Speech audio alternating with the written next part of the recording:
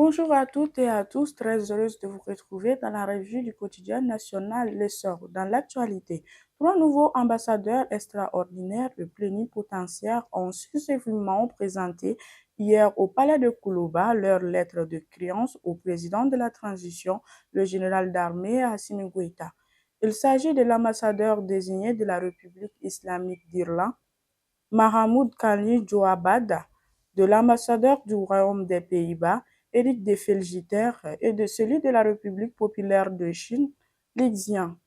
Les trois nouveaux diplomates ont été introduits auprès du président Goïta par le ministre chargé des Affaires étrangères Abdoulaye Diop. Le ministre chargé de la communication Alhamdou Ag-Ilien a présidé hier dans la salle de réunion du département en charge de l'intégration africaine la conférence de presse de lancement de la troisième édition de la Semaine numérique, édition 2025 qui se tiendra du 29 au 31 janvier prochain.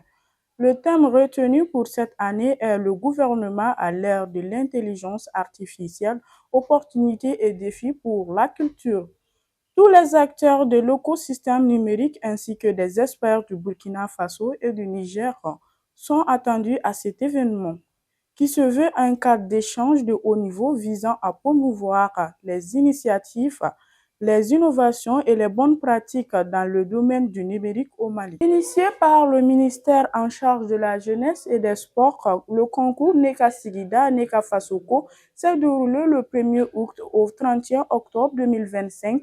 Il a mobilisé plus de 200 jeunes bénévoles issus d'une vingtaine de localités à travers le pays. Œuvrant pour l'amélioration de leur cadre de vie, Banconi a remporté le prix doté de la somme d'1 million de francs CFA et de 200 tonnes de matériaux de construction défendus du Crony Para rue 201 et Kati Numurula. Le ministre chargé de la jeunesse Abdul Kassim Fomba a procédé lundi dernier à la remise des prix des différents lauréats de la compétition à l'échangeur de l'ex-cinéma Bameba. Sport, la sélection nationale du Mali quitte Casablanca ce jeudi pour Tanger où elle affrontera le Sénégal vendredi pour une place en demi-finale de la CAN Maroc 2025. L'avion des Aigles décollera à 16h GMT et devrait atterrir à Tanger aux environs de 17h30. Le sélectionneur national Tom Saint-Fier s'est adressé à sa troupe, exhortant les joueurs à se préparer pour le combat face aux Lions de la Teranga.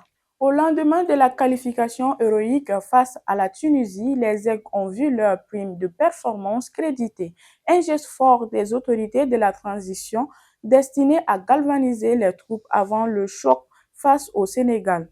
À la suite de la qualification de l'équipe en quart de finale, chaque joueur a reçu une enveloppe de 10 millions de francs CFA quelques jours plus tôt. Le capitaine Yves Bissouma et ses coéquipiers avaient déjà perçu chacun le même montant après leur qualification en huitième de finale. Si l'on ajoute à ces 20 millions de francs CFA les 10 millions de francs CFA perçus par l'ensemble des joueurs ayant discuté l'intégralité des éliminatoires, le total s'élève à 30 millions de francs CFA par joueur. Et c'est la fin de cette revue de presse. Merci de nous avoir suivis et n'oubliez pas de nous suivre sur notre site web www.lesor.ml ainsi que sur toutes nos plateformes digitales.